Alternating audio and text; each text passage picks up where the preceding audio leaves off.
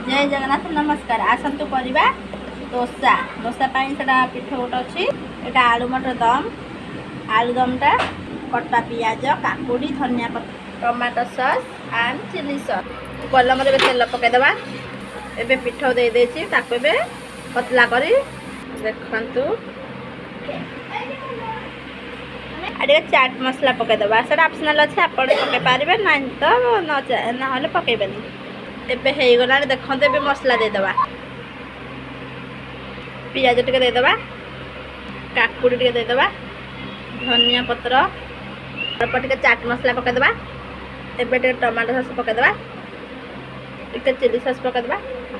देखते ए रेडी है बाहर करदे एबे रेडी है गरम गरम ए खाइबा किपर देखा आप प्लीज कमेंट करें आम भिडियो यदि भल लगे लाइक करेंगे शेयर करेंगे एंड सब्सक्राइब करेंगे जय जगन्नाथ।